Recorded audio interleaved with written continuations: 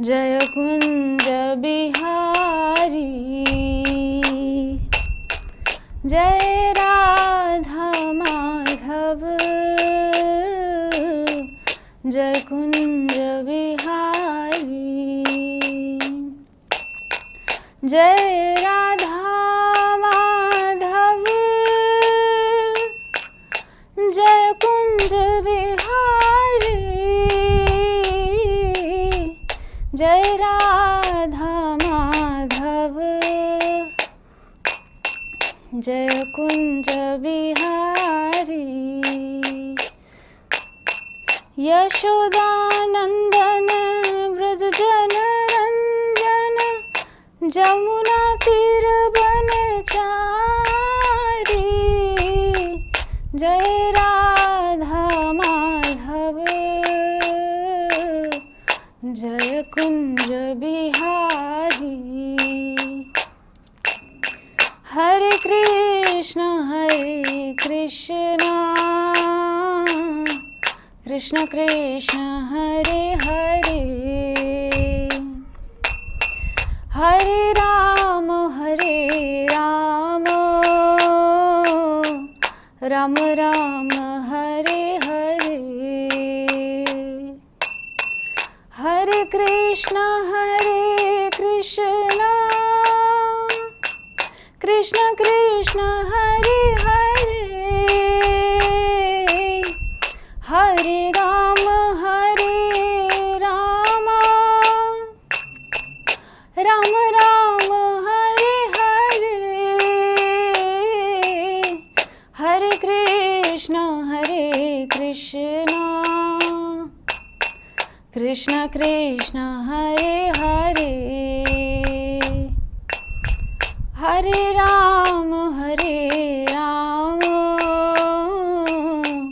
राम राम हरे हरे। जय राधा माधव राधे, जय नृसिंहदेव,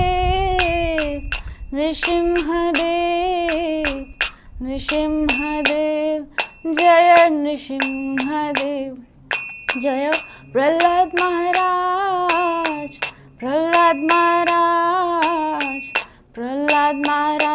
जय प्रहलाद महाराज, जय पंचतत्व,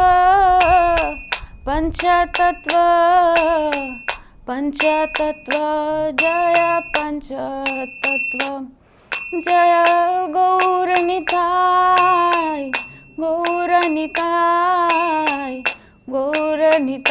जय गौरनिताय, जय जगन्नाथ बलदेव सुभद्रा, जय सुदर्शन, जय जय प्रभुपाद,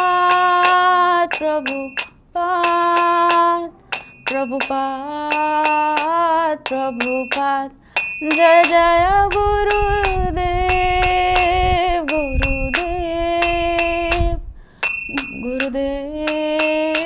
गुरुदेव, जय ओम विष्णुपाद परमहंस परिव्राजकाचार्य अष्टोत्तर शत श्रीमद श्री कृष्ण कृपामूर्ति अभय चरणारविंद भक्ति वेदांत स्वामी जगत गुरु श्रील प्रभुपाद की जय। इस्कॉन विभूति संस्थापक आचार्य जगत गुरु श्रील प्रभुपाद की जय। जय विष्णुपाद परमहंस परिव्राजकाचार्य अष्टोत्तर श्रीमद श्री कृष्ण कृपामूर्ति भक्ति सिद्धांत सरस्वती गोस्वामी महाराज श्रील प्रभुपाद की जय। श्रील गौर किशोरदास बाबा जी महाराज की जय। सच्चिदानंद श्रील भक्ति विनोद ठाकुर की जय। वैष्णव सार्वभौम श्रील जगन्नाथ दास बाबा जी महाराज की जय। जय रूप सनातन भट्ट रघुनाथ श्री जीवो गोपाल भट्टदास रघुनाथ षड गोस्वामी प्रभुगान की जय। नामाचार्य श्रील हरिदास ठाकुर की जय। प्रेम से कहो श्री कृष्ण चैतन्य प्रभु नित्यानंद श्री अद्वैत गदाधर श्रीवासति गौर भक्त वृंद की जय। श्री राधा कृष्ण गोप गोपीनाथ श्याम कुंड राधा कुंड गिरी गोवर्धन की जय। वृंदावन मथुरा धाम की जय। जगन्नाथपुरी धाम की जय। जगन्नाथ बलदेव सुभद्रा महारानी की जय। मायापुर नवद्वीप धाम की जय। गंगा माई जमुना माई की जय। भक्ति देवी तुलसी महारानी की जय। अनंत कोटि वैष्णव वृंद की जय। समवेत गौर भक्त वृंद की जय। निताई गौर सीतानाथ प्रेमानंदे हरि हरि बोल। All glories to assemble devotees Hare Krishna. All glories to assemble devotees Hare Krishna. All glories to assemble devotees Hare Krishna. All glories to Shri guru and Gauranga. All glories to Srila Prabhupada की जय। वाञ्छाकल्पतरुभ्यश्च कृपा सिन्धुभ्य एव च पतितानां पावनेभ्यो वैष्णवेभ्यो नमो नमः। हरे कृष्णा। तो स्वागत है आप सभी का हमारे आज के इस भागवतम के सत्र में, जो कि हमारा दैनिक सत्र है। तो आज के इस दैनिक सत्र में आज प्रारंभ हो रहा है प्रथम स्कंद का 12वां अध्याय। तो इस 12वें अध्याय के प्रथम और द्वितीय 2 श्लोकों पर आज हम चर्चा करने जा रहे हैं। तो परंपरानुसार पहले मंगलाचरण करते हैं, उसके बाद कथा प्रारंभ करेंगे। ओम अज्ञानतिमिरान्धस्य ज्ञानाञ्जनशलाकया चक्षुरुन्मीलितं येन तस्मै श्रीगुरवे नमः। श्रीचैतन्यमनोभीष्टं स्थापितं येन भूतले स्वयं रूपः कदा मह्यं ददाति स्वपदान्तिकं। वन्देऽहं श्रीगुरो श्रीयुतपदकमलं श्रीगुरून् वैष्णवांश्च श्रीरूपं साग्रजातं सहगणा रघुनाथान्वितं तं सजीवं साद्वैतं सावधूतं परिजनसहितं कृष्णचैतन्यदेवं श्रीराधा कृष्णपादान् सहगणललिता श्रीविशाखान्वितांश्च नमः विष्णुपादाय कृष्णप्रेष्ठाय भूतले श्रीमते भक्तिवेदान्त स्वामिनिति नामिने। नमस्ते सारस्वते देवे गौरवाणी प्रचारिणे निर्विशेष शून्यवादी पाश्चात्य देशतारिणे। नमो महावदान्याय कृष्ण प्रेम प्रदायते कृष्णाय कृष्ण चैतन्य नामने गौरत्विषे नमः। हे कृष्ण करुणा सिंधु दीनबंधो जगत्पते गोपेश गोपिका कांत राधा कांत नमोस्तुते। तप्त कांचन गौरांगी राधे वृंदावनेश्वरी वृषभानुसुते देवी प्रणमामि हरिप्रिये। वाञ्छाकल्पतरुभ्यश्च कृपा सिन्धुभ्य एव च पतितानां पावनेभ्यो वैष्णवेभ्यो नमो नमः। जय श्री कृष्ण चैतन्य प्रभु नित्यानंद श्री अद्वैत गदाधर श्रीवासादि गौर भक्त वृंद। हरे कृष्ण कृष्ण कृष्ण हरे हरे हरे राम राम राम हरे हरे। ओम नमो भगवते वासुदेवाय ओम नमो भगवते वासुदेवाय ओम नमो भगवते वासुदेवाय। नारायणं नमस्कृत्य नरं चैव नरोत्तमं देवीं सरस्वतीं व्यासं ततो जयमुदीरयेत्। नष्टप्रायेषु भद्रेषु नित्यं भागवत सेवया भगवत्युत्तमश्लोके भक्तिर्भवति नैष्टिकी। हरे कृष्णा। आप सभी वैष्णवजनों के श्री चरणों में दंडवत कोटि कोटि प्रणाम।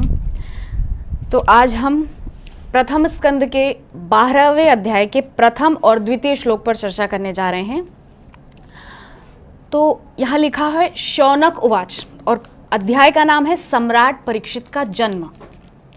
तो जन्म से जुड़ी हुई पूरी कथा इस अध्याय में आने वाले अध्यायों में श्री सूत गोस्वामी शौनक आदि 88,000 ऋषियों को विस्तृत रूप से बता रहे हैं कि किस प्रकार से सम्राट परीक्षित का जन्म हुआ, क्या क्या आगे घटनाएं हुई, किस प्रकार उनको शाप लगा, आखिर क्यों इतने महान राजा को इतना भयंकर शाप लगा, क्या कारण था, क्या क्या आगे लीलाएं हुई भगवान की, किस प्रकार से भगवान ने अपने उस भक्त की रक्षा की।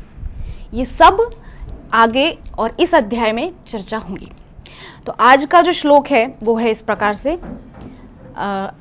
यहाँ और बुक्स नहीं है, आप लोग मेरे पीछे पीछे ही बोलिए, ठीक है। तो शौनक उवाच अश्वत्थाम्नोपसृष्टेन ब्रह्म शीर्ष्णोरुतेजसा उत्तरायाः तो गर्भ ईशेनाजीवितः पुनः। अश्वत्थाम्नोपसृष्टेन ब्रह्म शीर्ष्णोरुतेजसा उत्तरायाः तो गर्भ ईशेनाजीवितः पुनः अश्वत्थाम्नोपसृष्टेन ब्रह्मशीर्ष्णोरुतेजसा उत्तराया हतो गर्भ ईशेनाजीवितः पुनः। अनुवाद एवं तात्पर्य श्रील प्रभुपाद के द्वारा। जय जगत गुरु श्रील प्रभुपाद की।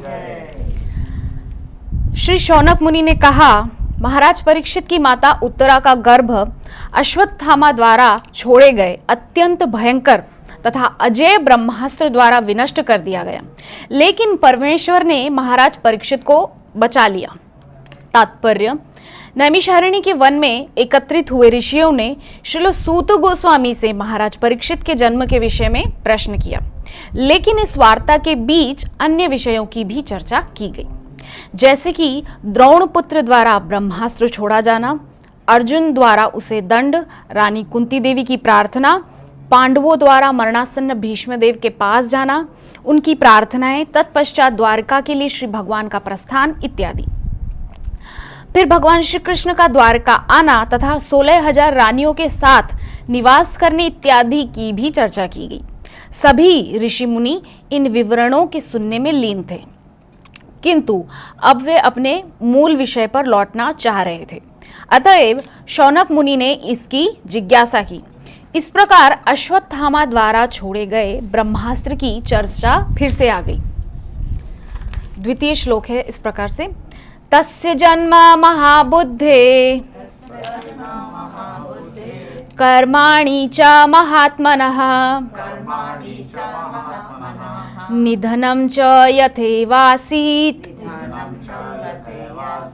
सप्रेत्य गतवान् यथा। अनुवाद, अत्यंत बुद्धिमान तथा महान भक्त महाराज परीक्षित उस गर्भ से कैसे उत्पन्न हुए, उनकी मृत्यु किस प्रकार हुई और मृत्यु के पश्चात उन्होंने कौन सी गति प्राप्त की। तात्पर्य, कम से कम महाराज परीक्षित के पुत्र के जीवन काल तक हस्तिनापुर, जो कि अब दिल्ली है, का राजा संपूर्ण विश्व का सम्राट होता था। महाराज परीक्षित की रक्षा उनकी माता के गर्भ में श्री भगवान द्वारा की जा चुकी थी। अतः एक ब्राह्मण पुत्र के शाप से, अकाल मृत्यु से भी वे निश्चित ही बचाए जा सकते थे। चूंकि महाराज परीक्षित द्वारा राज्य संभालने के पश्चात ही कलयुग ने अपना कार्य करना शुरू कर दिया था, अतएव इसका जो पहला कुलक्षण प्रकट हुआ वह था इतने बुद्धिमान तथा भक्त राजा महाराज परीक्षित का शापित होना। राजा तो असहाय नागरिकों का रक्षक होता है और उन सब का कल्याण, शांति तथा संपन्नता उसी पर निर्भर रहती है। दुर्भाग्यवश पतित कलयुग के बहकावे में आकर एक अभागे ब्राह्मण पुत्र द्वारा निर्दोष महाराज परीक्षित को शाप दिया गया और इस प्रकार राजा को 7 दिनों में अपनी मृत्यु के लिए तैयार होना था। महाराज परीक्षित भगवान श्री विष्णु द्वारा रक्षा किए जाने हेतु विशेष रूप से विख्यात हैं।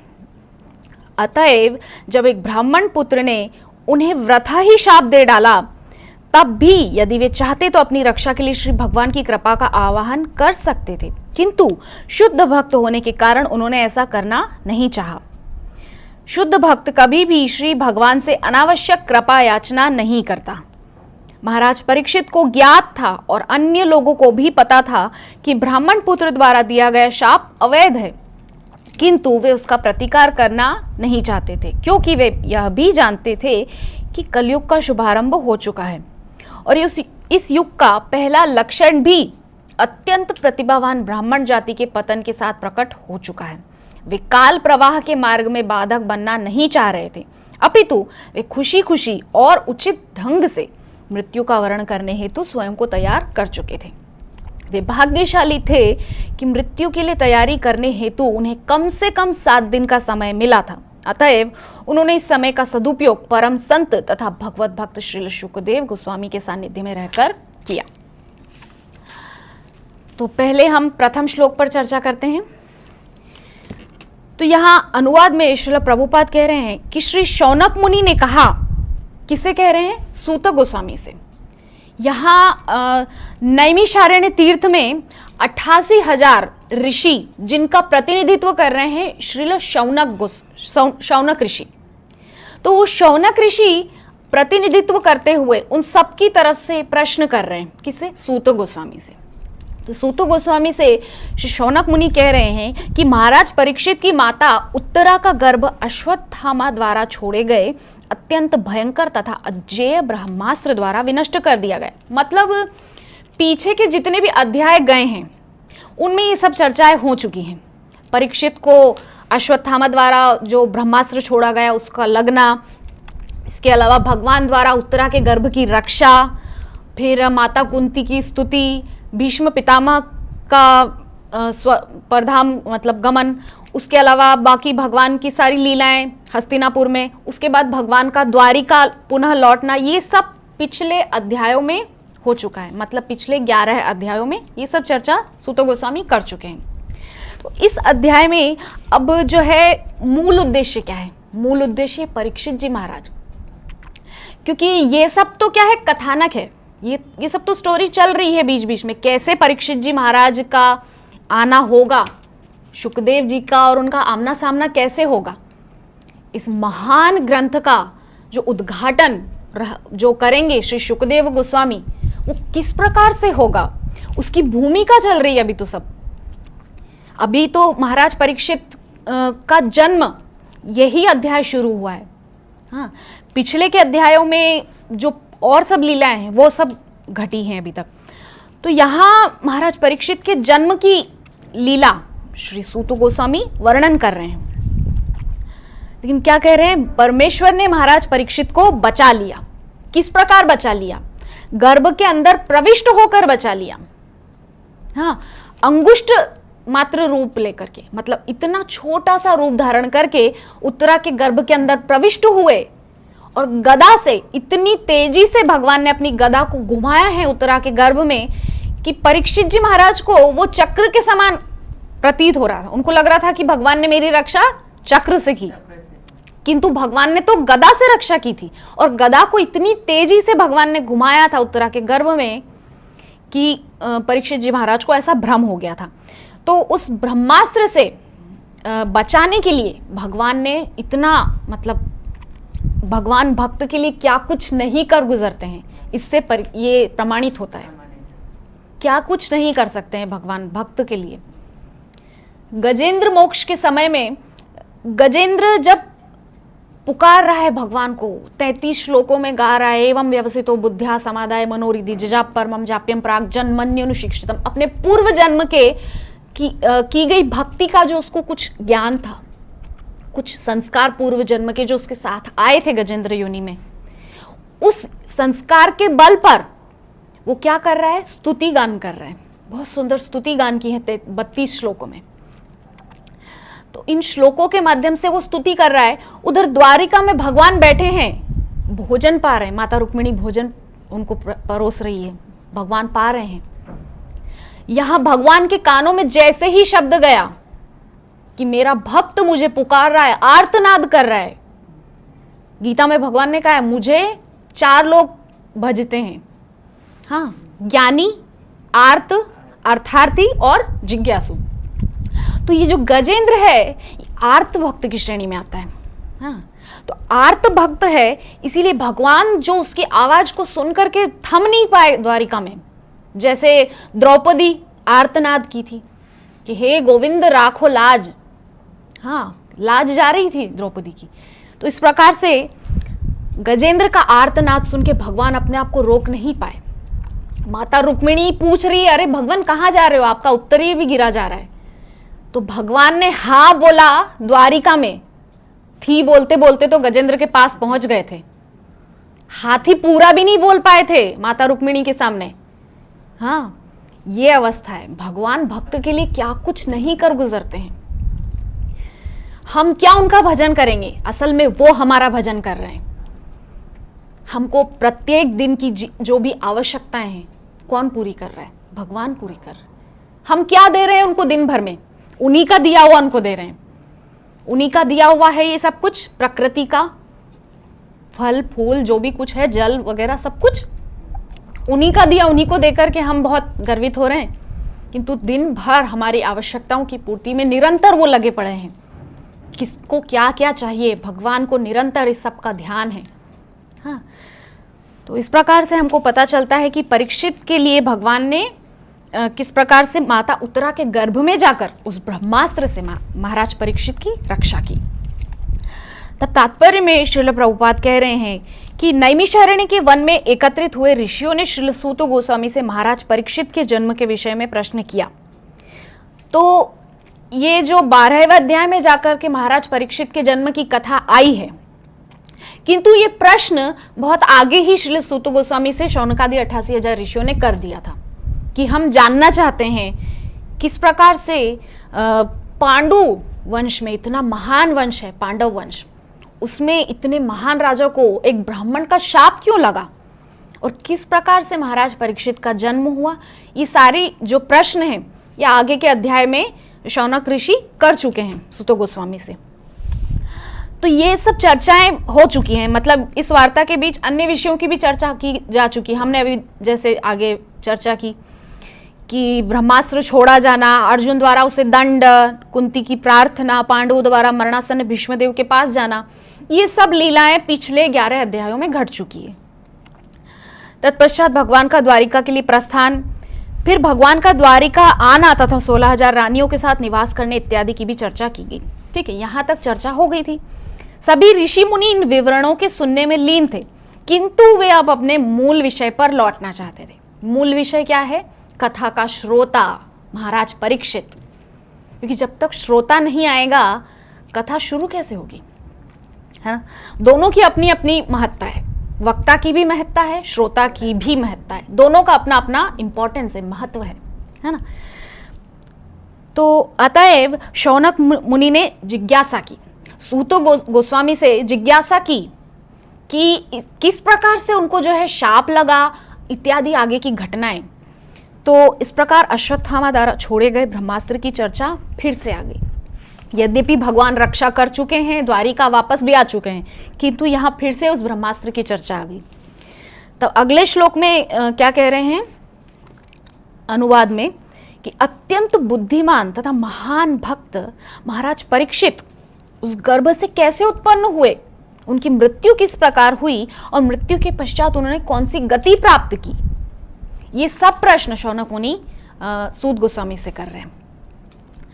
पूछ रहे हैं कि अत्यंत बुद्धिमान महाराज परीक्षित कोई साधारण पुरुष नहीं है, एक बहुत बुद्धिमान राजा हैं, पांडुवंशी हैं, भक्त परिवार से आते हैं। अभक्त परिवार से नहीं है जो कुछ भी कर डालेंगे उसके बावजूद भी उनको कोई मन में ग्लानि नहीं रहेगी, उनको बहुत ग्लानि है उन्होंने जो किया उसके लिए, फिर भी बहुत निश्चिंत हैं क्योंकि वो भगवान की इच्छा को सर्वोपरि मान के चलते हैं और भगवान की जो भी लीला है उसमें अपनी भूमिका निभाते चलते हैं, है ना। तो इस प्रकार के बहुत बुद्धिमान भक्त हैं और महान भक्त महाराज परीक्षित उस गर्भ से कैसे उत्पन्न हुए। यद्यपि अश्वत्थामा द्वारा जो ब्रह्मास्त्र छोड़ा गया था उसका असर हुआ था, माता उत्तरा के गर्भ में जो महाराज परीक्षित थे तो उन पे असर हुआ था। तो किस प्रकार से उनका फिर माता के गर्भ से वे उत्पन्न हुए, उनकी मृत्यु किस प्रकार हुई, तो मृत्यु से जुड़ी सारी घटनाएं आगे के अध्यायों में श्री सूत गोस्वामी, शौनक ऋषि और बाकी सब ऋषियों को विस्तृत व्याख्या करेंगे। और मृत्यु के पश्चात उन्होंने कौन सी गति प्राप्त की, तो यहाँ पर ये जानना चाह रहे हैं शौनक ऋषि कि एक महान राजा हैं। अब देखिए पांडवों के विषय में तो सब जानते हैं कि जो बद्रीनाथ से आगे वो स्वर्गारोहण सतोपथ है, वहां जाकर के उन्होंने अपनी देह को त्याग करके और स्वर्गारोहण किया, इतनी महान गति प्राप्त की, सशरीर श्री युधिष्ठिर जी महाराज तो गए हैं स्वर्ग। किंतु यहाँ पे परीक्षित के विषय में जानना चाह रहे हैं श्री शौनक ऋषि कि उनकी मृत्यु किस प्रकार हुई, क्योंकि आखिरकार है तो इस कथा के श्रोता, सुनने वाले हैं, तो उनके विषय में जानना चाहते हैं शौनक ऋषि कि किस प्रकार उनकी मृत्यु हुई और मृत्यु के पश्चात उन्होंने कौन सी गति प्राप्त की।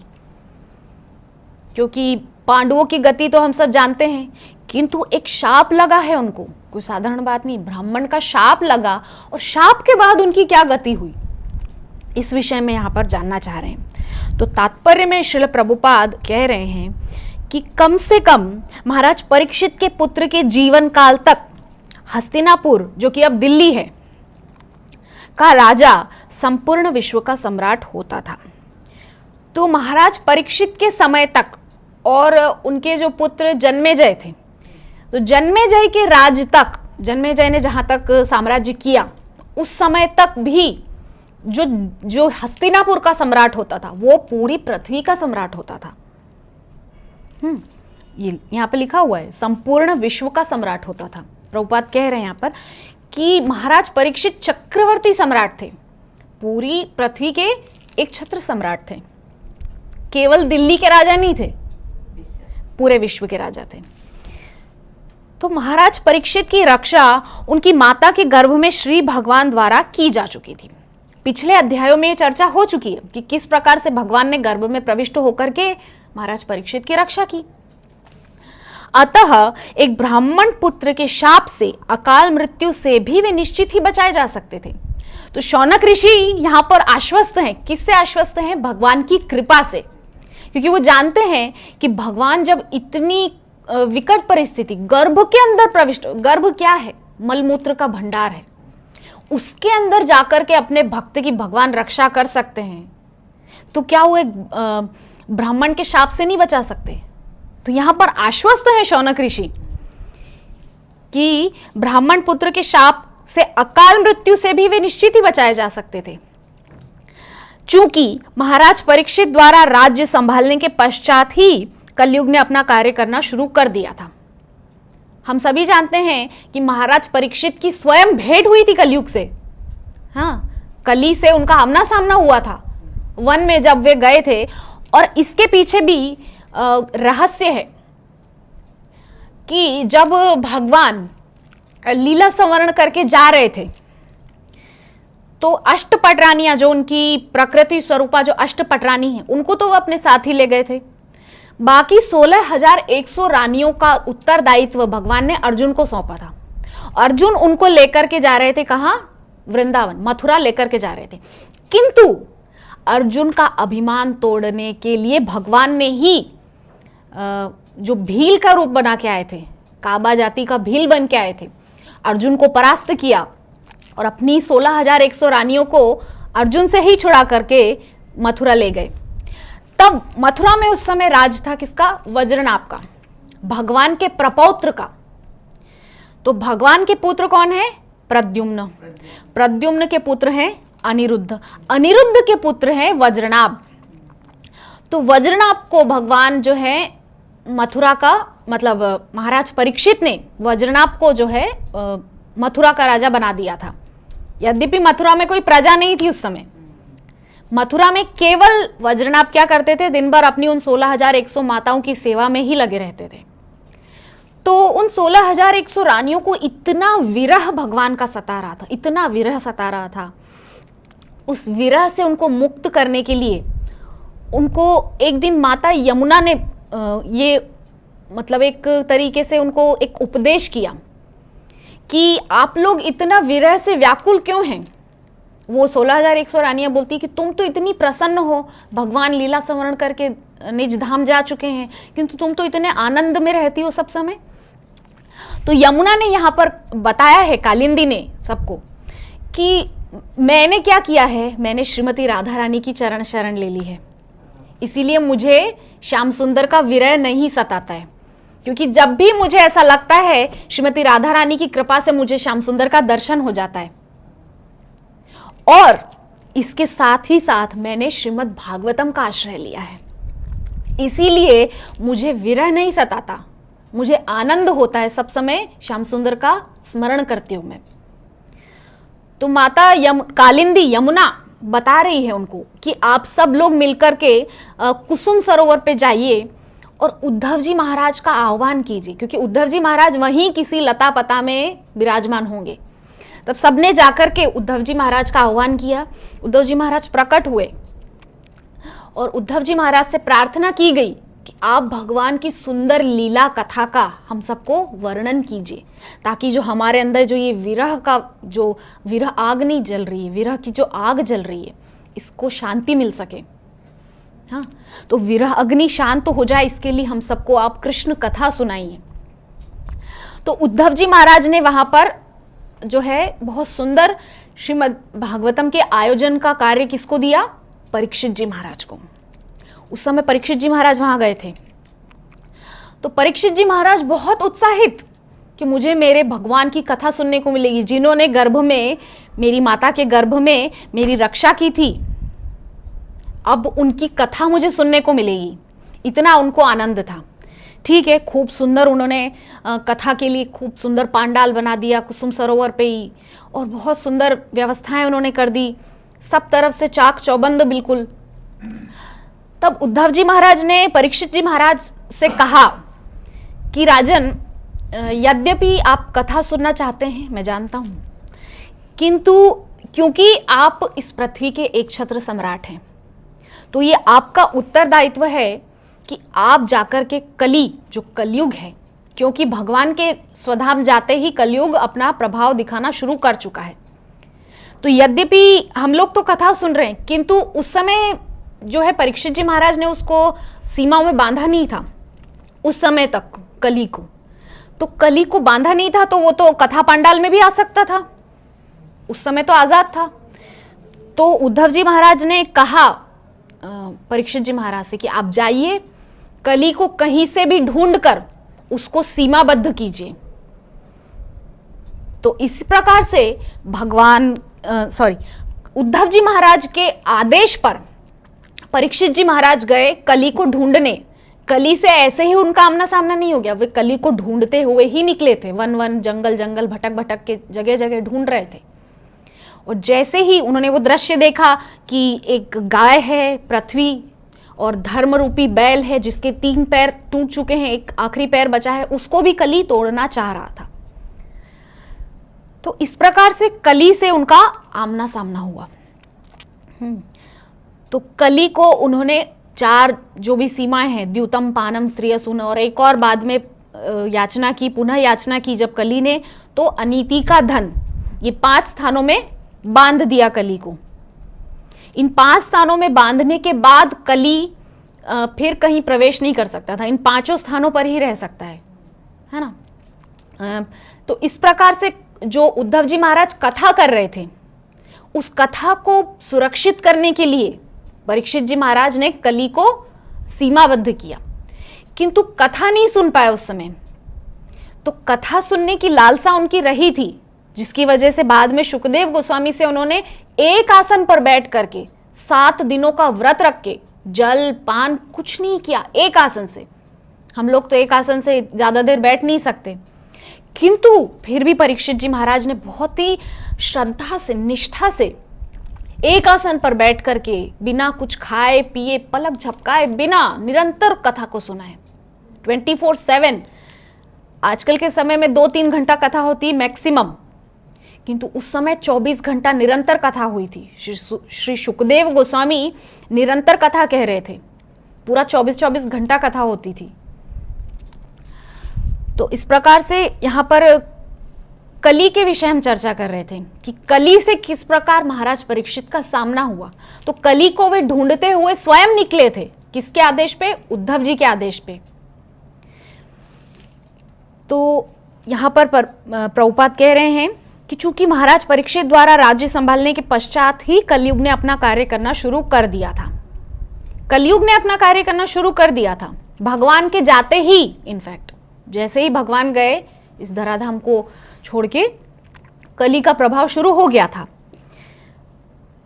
तो इसके जो पहला कुलक्षण प्रकट हुआ किसका? कलयुग का। कैसे हुआ कि इतने बुद्धिमान तथा भक्त राजा को शाप मिला। यद्यपि महाराज परीक्षित बहुत बुद्धिमान है और भक्त हैं, भगवान के प्रति उनका एक अगाध प्रेम है। तो नवदा भक्ति की भी चर्चा अगर हम करें तो नवदा भक्ति में जो प्रथम भक्ति है श्रवण भक्ति, उसके आचार्य हैं श्री परीक्षित जी महाराज। उनके जैसा कोई कथा का रसिक नहीं है। कथा के लिए उनके अंदर इतना लौल्य है, इतनी लोलुपता है, इतना आकर्षण है कथा के प्रति उनके अंदर। तो कलयुग का जो पहला कुलक्षण प्रकट हुआ था वो यही था कि ऐसे महान राजा को शाप मिल गया, कैसे इतनी बड़ी घटना हो गई। तो शौनक ऋषि यहाँ पे आश्चर्यचकित होकर के प्रश्न कर रहे हैं सूत गोस्वामी से कि आखिर इतने महान राजा को शाप लग कैसे गया। तो राजा तो असहाय नागरिकों का रक्षक होता है, ये शौनक ऋषि बोल रहे हैं किसी सूत गोस्वामी से कि यद्यपि राजा तो सबका रक्षक होता है, किंतु राजा को ही एक ब्राह्मण का शाप लग गया और उन सब का कल्याण, शांति तथा संपन्नता उसी पर निर्भर रहती है। दुर्भाग्यवश पतित कलयुग के बहकावे में आकर एक अभागे ब्राह्मण पुत्र द्वारा निर्दोष महाराज परीक्षित को शाप दिया गया। तो यद्यपि हम सभी घटना जानते हैं कि कैसे एक दिन जो है जरासंध का मुकुट धारण कर लिया था श्री परीक्षित जी महाराज ने। तो इसके पीछे भी जो रहस्य है वो ये है कि महाराज परीक्षित कथा सुनना चाह रहे थे, क्योंकि उद्धव जी महाराज ने उस समय तो उनको रोक दिया था कि आपको जाकर के अभी जो है कलयुग को सीमाबद्ध करना है। हाँ, तो अभी आप कथा नहीं सुन सकते। उस समय तो वो कथा से वंचित रह गए, अपने प्रिय श्याम सुंदर कृष्ण, गोपाल पुरुषोत्तम कृष्ण की कथा से वंचित रह गए। तो कथा सुनने की उनके अंदर इच्छा थी। तो लीला के वश, यहाँ पे जो चल रहा है ये सब लीला है भगवान की। तो उन्होंने जो है सोचा कि यद्यपि मैंने एक स्थान दिया है अनीति का धन स्वर्ण, कलयुग को एक स्थान दिया था पुनः याचना करने पर, तो जरासंध का जो मुकुट है वो क्या है? अनीति। जरासंध साक्षात पाप का रूप है। तो उन्होंने सोचा कि इस मुकुट को मैं धारण कर लेता हूं तो किसी प्रकार से मुझे भी कथा प्राप्त हो जाए, भगवान की कृपा प्राप्त हो जाए। तो उन्होंने जान करके उस मुकुट को धारण किया और आखेट पर निकल पड़े। महाराज परीक्षित जैसा भक्त कभी आखेट पर जाएगा, शिकार करने जाएगा? क्यों निर्दोष प्राणियों को मारेंगे महाराज परीक्षित जैसे महान राजा? किंतु ये सब लीला के अंतर्गत हो रहा है। हाँ, तो निकल गए आखेट पर और आखेट पर जाकर के अचानक जो है भूख प्यास लगाई। तो आगे के श्लोकों में प्रभुपाद बोल रहे हैं कि महाराज परीक्षित जैसे भक्त को क्या इतना भूख प्यास लग गया और भूख प्यास से इतना व्याकुल हो गए कि एक संत, महान संत का अपमान कर बैठे। नहीं कर सकते। महाराज परीक्षित जैसा राजा तो ऐसा कार्य कर ही नहीं सकता, किंतु जानते हैं ये सब भगवान की लीला है, ये होना है। तो भगवान की इच्छा जानकर के परीक्षित जी महाराज उसमें अपना योगदान दे रहे हैं। बस मतलब उनका ऐसा इंटेंशन नहीं है कि मैं संत का अपमान करूं। यहां उनका ऐसा, उनकी भावना नहीं है कि मैं संत को दुख दूं, है ना। तो इस प्रकार से यहां पर हम समझें कि महाराज परीक्षित ने शमीक ऋषि को जो मृत सर्प जो लपेट दिया था गले में, तो उसके पश्चात ब्राह्मण पुत्र ने विचार भी नहीं किया। तो प्रभुपाद आगे के श्लोकों में बोल रहे हैं कि इससे पता चलता है कि कलयुग में ब्राह्मण जो हैं वो पतित हो गए हैं। कैसे पतित हो गए हैं? कि बिना विचारे कुछ भी कार्य कर रहे हैं। ब्राह्मणों को बहुत सोच विचार कर कुछ भी करना चाहिए। मंत्रों का उच्चारण बहुत सोच विचार कर करना चाहिए। शक्ति जो मिली है उसका उपयोग विश्व कल्याण के लिए करना चाहिए। हाँ, ब्राह्मणों को जो मंत्र शक्ति मिली है वेदों के अध्ययन से, शास्त्रों पुराणों के अध्ययन से, उसका उपयोग जन कल्याण के लिए होना चाहिए।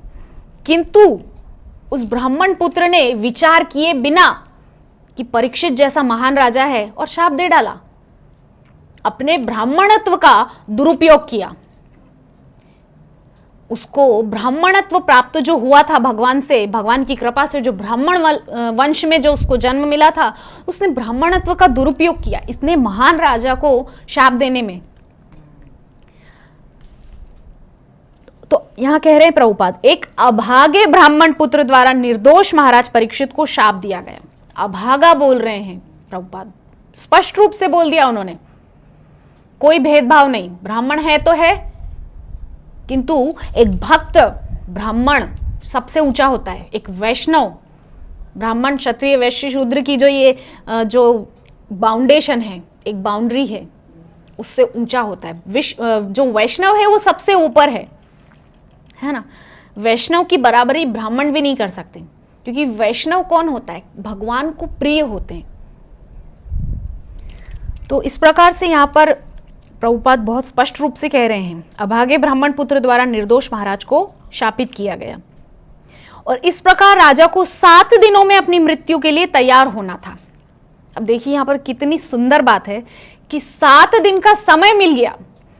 कौन है इस पूरी सृष्टि में ऐसा एक जीव भी जो गारंटी से कह सके कि मेरी मृत्यु इतने दिनों बाद आने वाली है? कोई नहीं है ऐसा। महाराज परीक्षित जैसा सौभाग्यशाली इस पूरी सृष्टि में आज तक कोई नहीं हुआ जिनको मृत्यु के 7 दिन पहले पता चल गया कि 7 दिन बाद मृत्यु होने वाली है, और 7 दिनों में अपने मृत्यु को इतना सुंदर उन्होंने बना लिया। तो ये जो श्रीमद् भगवत गीता है ये हमारा जीवन सुधारती, जीवन जो चल रहा होता है इसको सुधारती, और श्रीमद् भागवतम क्या है? हमारी मृत्यु को सुंदर बनाती है। तो भगवत गीता का अध्ययन करके हम अपना जीवन सुंदर बना सकते हैं, और भागवतम का अध्ययन करके हम अपनी मृत्यु को सुंदर बना सकते हैं। किस प्रकार अपनी मृत्यु को हम संवार लें, इतनी सुंदर गति प्राप्त कर लें, कैसे इन सब जो क्या बोलना चाहिए, ये सब जो भक्तों के चरित्र हैं, महान महान भक्तों के चरित्र हैं, इनको सुन करके हमारे अंदर ये बैठ जाए धारणा कि कैसे इन्होंने अपने जीवन को, अपनी मृत्यु को इतना सुंदर बना लिया, इतनी सुंदर गति प्राप्त कर ली। तो हमको भी ऐसा करना है। हमारे अंदर ये प्रेरणा आएगी ये सब चरित्र पढ़ने सुनने से। तो इसीलिए श्रीमद् भागवतम का अध्ययन करने से हमारी मृत्यु संवर जाती है, सुंदर हो जाती है।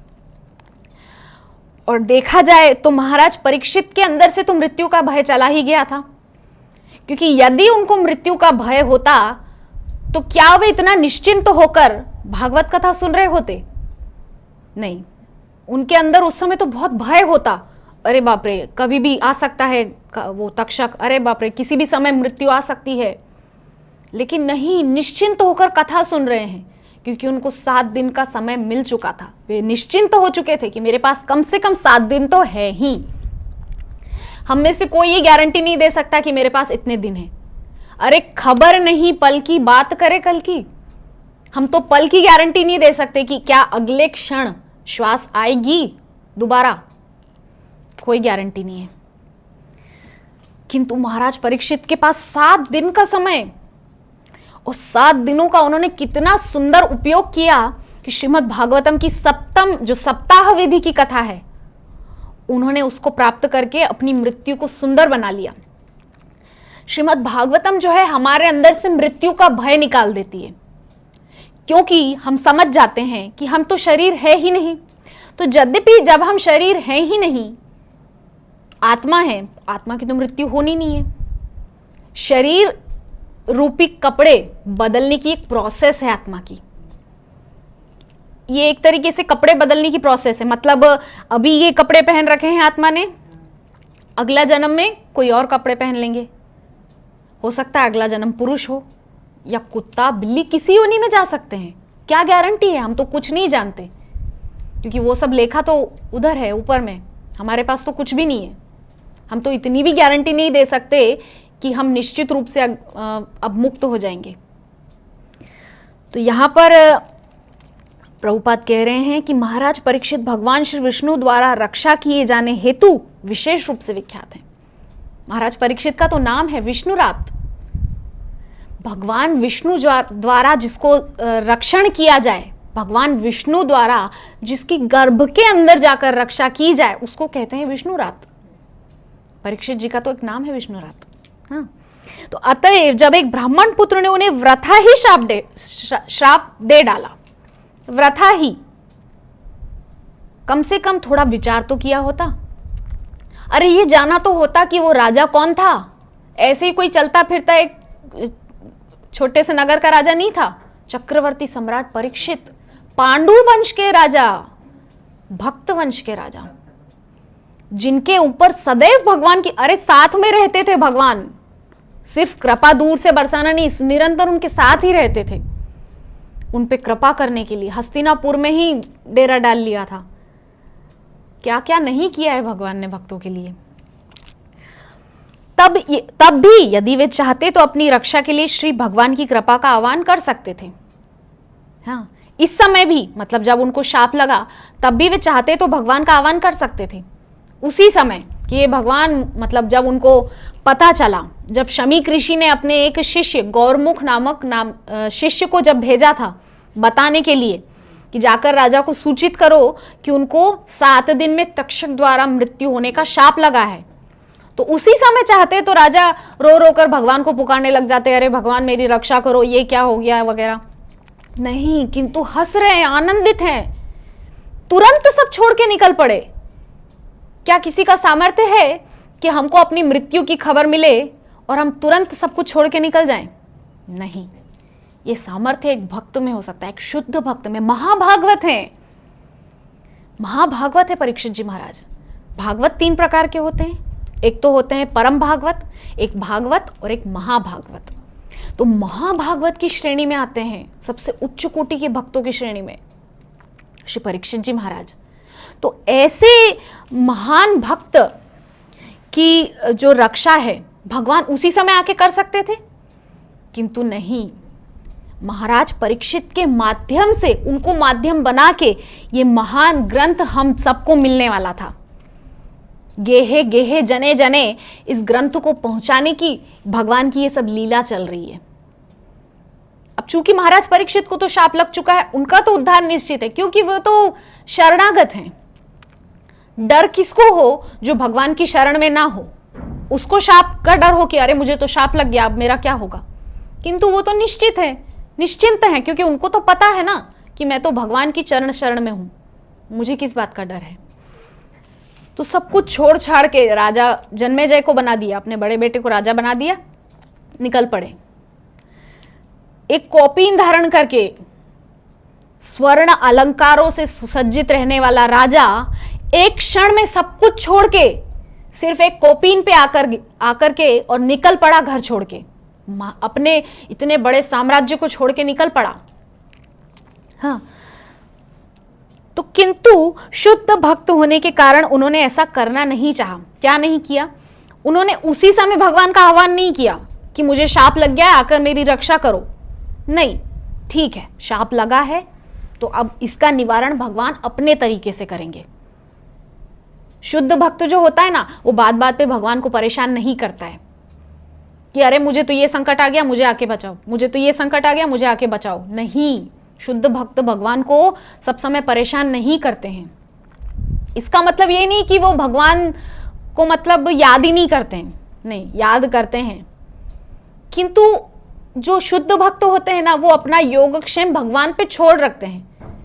भगवत गीता में भगवान तो कह रहे हैं, अनन्यांश चिंतयन्तो माम ये जनाः पर्युपासते तेषां नित्याभियुक्तानां योगक्षेमं वहाम्यहम्, कि ऐसे शुद्ध भक्त का तो मैं योगक्षेम वहन करता ही हूं। भक्त मुझसे कहे ना कहे कि उस पे क्या संकट है, मेरा निरंतर ध्यान रहता है कि उस भक्त के जीवन में क्या चल रहा है। भगवान निरंतर ऐसे भक्तों पे अपनी निगरानी रखते हैं। तो शुद्ध भक्त और भक्त में यही अंतर है।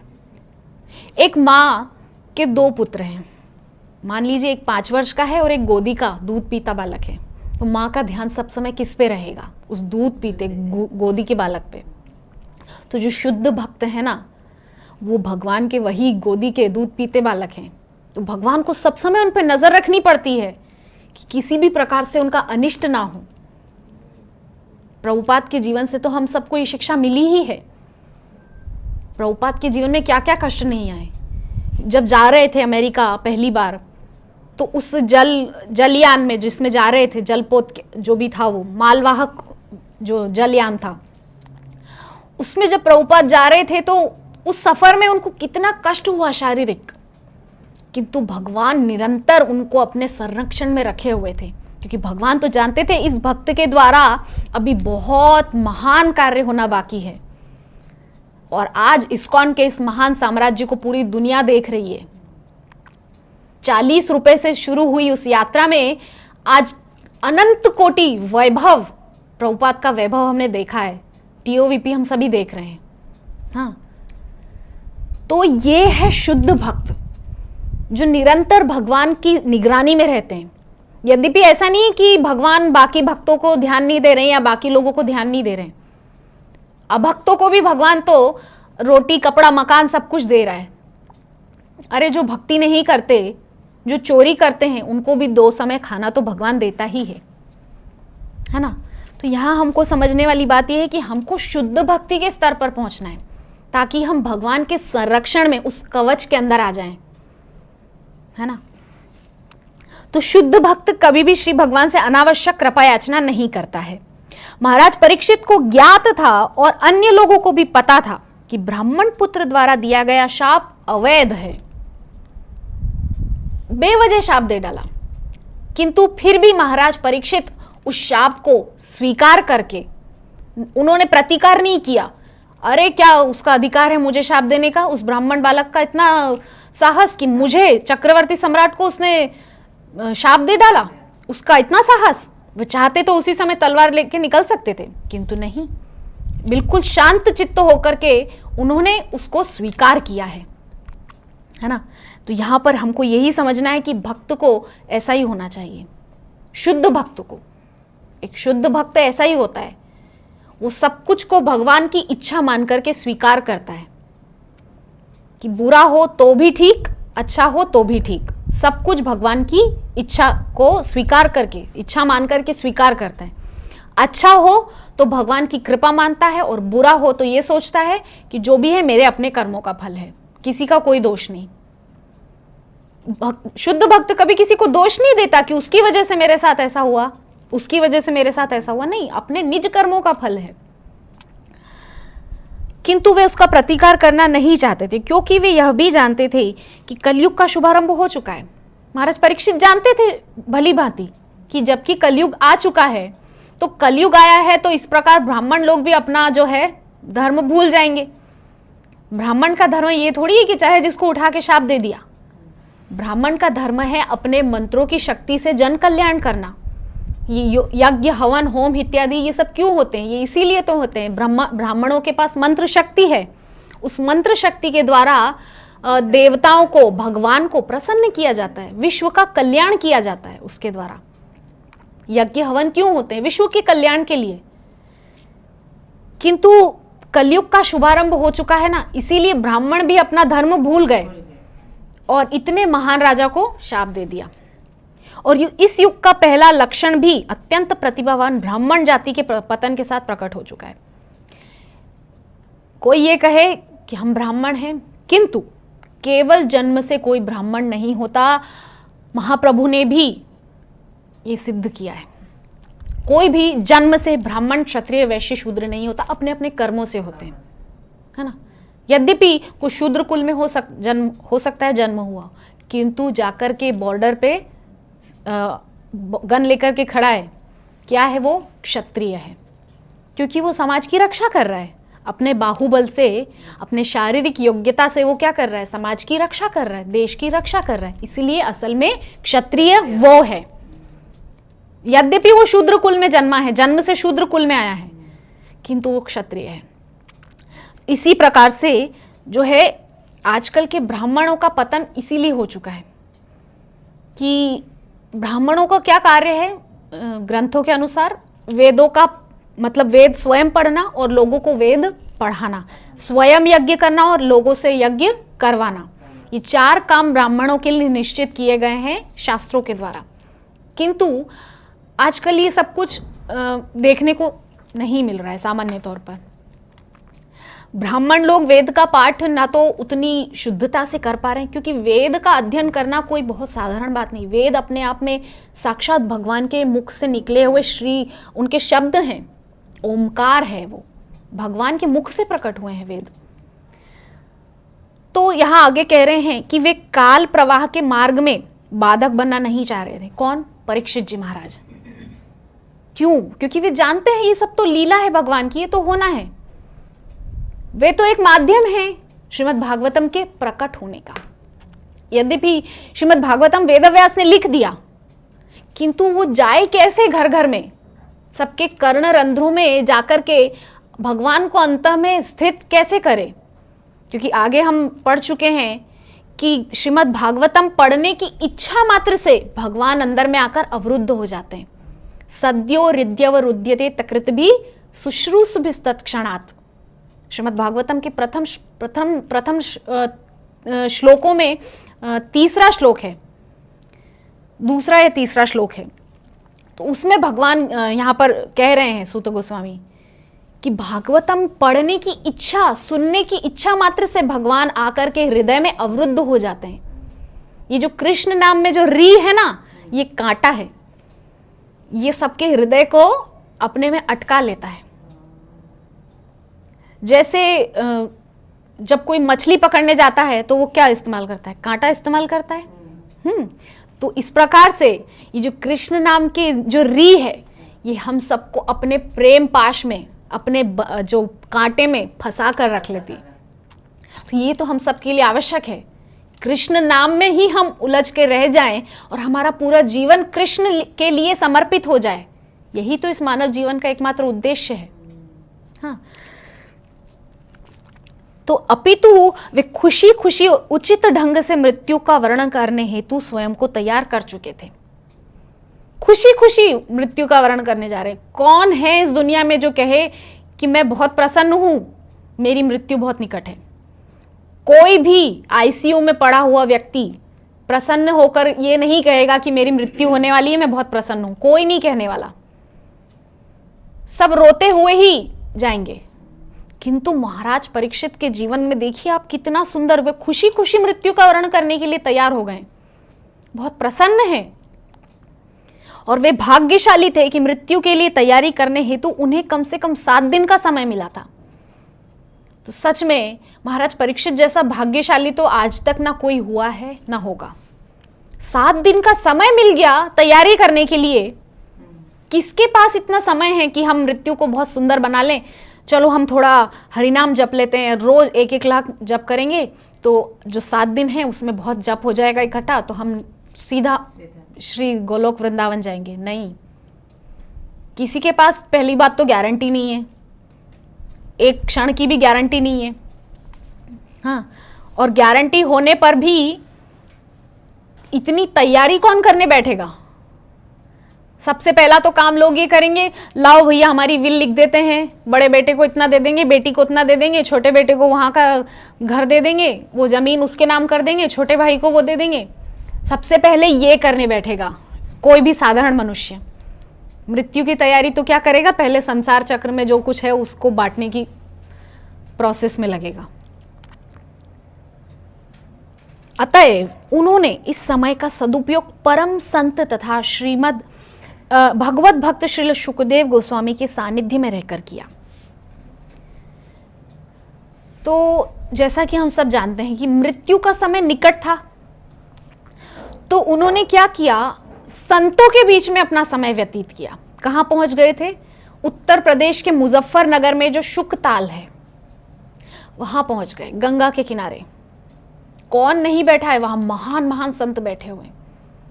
वशिष्ठ ऋषि के पुत्र शक्ति के पुत्र पराशर के पुत्र वेदव्यास, महान महान ऋषि सब वहां उपस्थित हैं। हाँ, प्रभुपाद ने आगे के श्लोकों में सब वर्णन किया है कि वहां कौन कौन बैठे हैं। सभी महान ऋषि वहां उपस्थित हैं। तो ऐसे महान ऋषियों के सानिध्य में श्रील परीक्षित जी महाराज ने अपना वो अंतिम समय बिताया। हाँ, परीक्षित जी महाराज ने कितना सुंदर अपना उस समय का सदुपयोग किया कि संतों के बीच में सत्संग में रहकर अपना वो समय व्यतीत किया। तो यहां हमको क्या शिक्षा लेनी है कि यद्यपि हमारे पास तो 7 दिन की गारंटी नहीं है, तो हमको तो पल पल सत्संग में ही बिताना है, क्योंकि अगला पल आए ना आए इसकी कोई गारंटी नहीं है। तो हमारा प्रत्येक क्षण जो है वो सत्संग में ही बीतना चाहिए, तभी जो है हमारा चित्त स्थिर रहेगा, अन्यथा पतन होने की पूर्ण संभावना है। इस कलयुग में कोई गारंटी नहीं कि आप बिल्कुल एक पथ पे आप भक्ति पर ही चल सको, बहुत कठिन है। तलवार की धार पर चलने जैसा है भक्ति मार्ग, जरा सा आप हिले तुरंत पतन होगा। अजामिल के प्रसंग से तो हम लोग सब जानते ही हैं क्या किया था? केवल देखा था। और प्रभुपाद ने कहा है कलयुग दो रास्तों से विशेष रूप से प्रवेश करता है। कहां से? कर्णरंध्रों से और आंखों से। आंखों से गंदा दृश्य देखेंगे तो कलयुग प्रवेश करेगा। कानों से जो गंदा संगीत सुनेंगे, यद्यपि कानों को सुनना बहुत अच्छा लगता है। एक संत को मैं सुन रही थी तो वे कह रहे थे कि हमको अपनी आंखों को जो दिखाना चाहिए उसके लिए बहुत हमको संवेदनशील, बहुत जागरूक होना चाहिए। मतलब हम वो ना देखें जो आंखें देखना चाहती हैं, आंखें वो देखें जो हम दिखाना चाहें।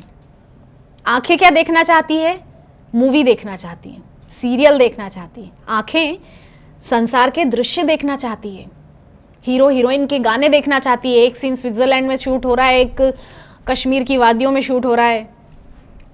इस प्रकार के दृश्य देखना चाहती है आंखें। किंतु हम आंखों को वो ना दिखाएं जो आंखें देखना चाहती हैं, हम आंखों को वो दिखाएं जो हम देखना चाहते हैं। हम क्या देखना चाहते हैं? श्री राधा माधव के सुंदर मुखारविंद, सुंदर चरणारविंद को हम देखना चाहते हैं और आंखों को हम वही दिखाएं। तो जो मूल चीज हमको समझनी है वो ये है कि हमको इंद्रियों के आगे झुकना नहीं है। कि आंखों ने मांग की कि मुझे तो वो दृश्य देखने की बहुत इच्छा हो रही है, चलो मैं देख लूं। नहीं, इंद्रियों के आगे नहीं झुकना है। क्यों? पिछली 83,99,999 योनियों में बहुत इंद्रियों की सेवा की है। इन सब योनियों में क्या किया? इंद्रियों की सेवा की है। आंखों को जो अच्छा लगा, जो जिह्वा को अच्छा लगा वो खा लिया, जहां इच्छा हो गई सो गए। हाँ, किंतु नहीं, मनुष्य योनि इंद्रियों की दासता करने के लिए नहीं है। मनुष्य जीवन कृष्ण दास बनने के लिए है। जीवेर स्वरूप होय कृष्णेर नित्य दास। तो मनुष्य जीवन की जो साफल्यता है वो कृष्ण दास बनने में, इंद्रियों का दास बनने में नहीं है। गोस्वामी बनने में मनुष्य जीवन की साफल्यता है। गोदास गो मतलब इंद्रियां, इंद्रियों का दास बनना इस मनुष्य जीवन का उद्देश्य नहीं है। इंद्रियों का स्वामी बनना इस जीवन का उद्देश्य है। इस मनुष्य जीवन के द्वारा हम इंद्रियों के स्वामी बन सकते हैं। तो इस प्रकार से महाराज परीक्षित ने अपने उस समय का सदुपयोग संतों के सानिध्य में किया। और उस संत मंडली का प्रतिनिधित्व कर रहे थे कौन? श्रील शुकदेव गोस्वामी। तत्रा भवत भगवान व्यासपुत्रो यदृच्छया गामट मानोनपेक्षः अलक्षलिंगो निजलाभतुष्टः भृतश्च वालैरवधूत वेशः। कि यदृच्छया गामट तत्रा भवत भगवान व्यासपुत्रो। कौन आए हैं? भगवान आए हैं। यहां हम सबको लग सकता है कि वहां एक ऋषि प्रकट हुए, शुकदेव गोस्वामी प्रकट हुए। और देखिए पहला ही शब्द कह रहे हैं तत्रा भवत, प्रकट हुए हैं। वहां कहीं से चलते चलते आ नहीं रहे थे शुकदेव गोस्वामी, वहां प्रकट हुए हैं। तो तत्रा भवत भगवान व्यासपुत्रो, भगवान ही व्यासपुत्र के रूप में परीक्षित की रक्षा करने के लिए आए हैं। यदृच्छया गामट मानोनपेक्षा, बहुत सुंदर स्वरूप है, नील रूप है। अलक्षलिंगो निजलाभतुष्टो, केवल एक कोपीन धारण किया हुआ है। गांव के लोग देख करके पत्थर मार रहे हैं किंतु कुछ फर्क नहीं पड़ रहा है। कोई माला पहना रहा है तो उसके प्रति प्रसन्नता नहीं, बिल्कुल एक सहज भाव में है। ना किसी के प्रति क्रोध है, ना किसी के प्रति बहुत ममता है, मोह है, नहीं, एक स्वभाव में है, बिल्कुल स्थिर सहज। ऐसे श्री शुकदेव गोस्वामी भगवान व्यासपुत्र वहां प्रकट हुए हैं। तो यहां पर हमको जो समझना है एक बहुत सुंदर चीज कि एक ब्राह्मण, कौन? द्रोणाचार्य। द्रोणाचार्य का पुत्र कौन? अश्वत्थामा। एक ब्राह्मण पुत्र ने ब्रह्मास्त्र छोड़ा था, भगवान रक्षा करने के लिए गर्भ में प्रविष्ट हो गए। एक ब्राह्मण के पुत्र ने वाक अस्त्र छोड़ा है, वाणी का अस्त्र छोड़ा है, भगवान शुकदेव के रूप में आ गए बचाने के लिए। पहले एक ब्राह्मण के अस्त्र से भगवान ने रक्षा की, फिर एक ब्राह्मण ने अपनी वाणी का अस्त्र छोड़ा है, फिर भगवान आए हैं रक्षा करने के लिए। तो यहां पर यही चीज हमको समझनी है कि उस समय भी भगवान स्वयं रक्षा करने के लिए गए थे, तो यहां भी भगवान ही आए हैं। यहां हम सुखदेव गोस्वामी ना समझे उनको, वो भगवान ही हैं। और श्रीमद् भागवतम क्या है? साक्षात कृष्ण है। तेने वांगमयी मूर्ति, ये जो है ये क्या है? वांगमयी मूर्ति है, भगवान का शब्द रूप है ये श्रीमद् भागवतम साक्षात श्री कृष्ण है, और एक एक शब्द श्रीमती राधा रानी है।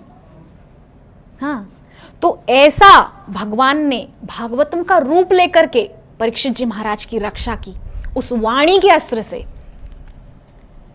तो इस प्रकार से महाराज परीक्षित को बहुत सुंदर श्रीमद् भागवतम का वर्णन श्री सुखदेव गोस्वामी ने वहां पर किया है। और कथा के अंत में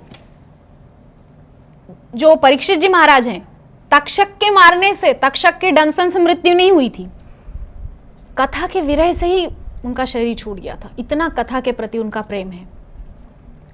सुखदेव गोस्वामी ने जैसे ही अंतिम श्लोक कहा कि नाम संकीर्तनम यस्य सर्व पाप प्रणाशनम प्रणामो दुःख शमनः तम नमामि हरिम परम, अंतिम श्लोक भागवतम का जैसे ही सुखदेव गोस्वामी ने कहा और सब कुछ बोल करके जब वे उठे आसन से और चल पड़े, तो कथा के विश्राम होते ही, कथा के विरह में ही परीक्षित जी महाराज का शरीर छूट गया था। तक्षक ने तो सिर्फ एक फॉर्मेलिटी की, आखिरी में आकर के फूंक दिया, शरीर जल के भस्म हो गया, अंतिम संस्कार करने आया था वो तो केवल। तो ऐसे परीक्षित जी महाराज के जन्म की इस सुंदर कथा आज हम सबने श्रवण की कि किस प्रकार से माता के गर्भ में भी भगवान ने रक्षा की और बाद में एक ब्राह्मण के शाप से भी भगवान ने रक्षा की। तो किस प्रकार भगवान सब समय भक्तों के साथ सुरक्षा कवच बन के चलते हैं, सब समय भगवान साथ होते हैं। तो हमें भक्ति के उसी स्तर तक पहुंचना है कि हम भगवान के पीछे ना दौड़े, भगवान हमारे पीछे दौड़े। हमको भक्ति के उस लेवल तक पहुंचना है ना। तो आज के इस श्रीमद् भागवतम के स्तर को हम यहीं विश्राम देते हैं। आप में से किसी वैष्णव का यदि कोई प्रश्न हो तो आप दासी से पूछ सकते हैं, मैं यथासंभव प्रयास करूंगी उत्तर देने का। हरे कृष्णा। वो जो ब्राह्मण का 4 काम है, ब्राह्मण के लिए जो 4 कार्य निर्देशित हैं शास्त्रों के द्वारा, वो ये हैं कि ब्राह्मणों को एक तो वेद पाठ स्वयं करना है और जगत को वेद पाठ सिखाना है। मतलब यद्यपि शूद्रों के लिए जो चतुर्थ वर्ण है उसके लिए ये कार्य नहीं है, वो सेवक वर्ग है। किंतु जिनके लिए ये निर्धारित किया गया है कि वो वेद अध्ययन कर सकते हैं, उनको वेद अध्ययन करवाना और वेद की सही सही व्याख्या करना, ये ब्राह्मणों का कार्य है। और स्वयं यज्ञ करना, क्यों यज्ञ करना है? पहले के समय में क्या होता था कि ब्राह्मणों के घर में नित्य अग्निहोत्र होता था। जो अग्निहोत्र है वो अग्नि जलती ही रहती थी उनके घरों में। ऐसे महान एक समय में ब्राह्मण हुआ करते थे। आज भी हैं, कोई 100 में से एक कोई ब्राह्मण ऐसा हो सकता है जिनके घर में आज भी अग्निहोत्र नित्य होता हो। असल में अग्निहोत्र करने से क्या होता है ना कि जो नेगेटिव एनर्जियां हैं, जो कुछ भी मतलब ऐसी शक्तियां होती हैं, नकारात्मक शक्तियां होती हैं, जिनके द्वारा कुछ समाज का या मानव मात्र का कुछ अनर्थ हो, कुछ उनको कोई कष्ट हो, तो ऐसी नकारात्मक शक्तियों को शांत करने के लिए ब्राह्मणों का जो कार्य है वो है स्वयं अग्निहोत्र करना और लोगों से यज्ञ करवाना। तो स्वयं ब्राह्मण लोग यज्ञ करेंगे तो क्या होगा? विश्व का कल्याण होगा। और जो किसी के लिए करवाएंगे तो उनका तो कल्याण होगा ही, सब देवी देवता सब प्रसन्न होंगे, तो सब कुछ व्यवस्थित रूप से चलता रहेगा। यज्ञ होने से क्या होता है? सब कुछ व्यवस्थित रूप से चलता है। वर्षा, धन, अन्न, अनाज, सब कुछ, एवरीथिंग बहुत अच्छे से चलता रहता है। तो ये 4 कार्य ब्राह्मण के हैं कि वेद पाठ स्वयं भी करना, लोगों से करवाना, और यज्ञ करना भी और करवाना भी। ये 4 कार्य ब्राह्मणों के लिए निश्चित किए गए हैं। इसके अलावा आप में से किसी का कोई प्रश्न? ठीक है, तो आज के इस सत्र को हम यहीं विश्राम देते हैं।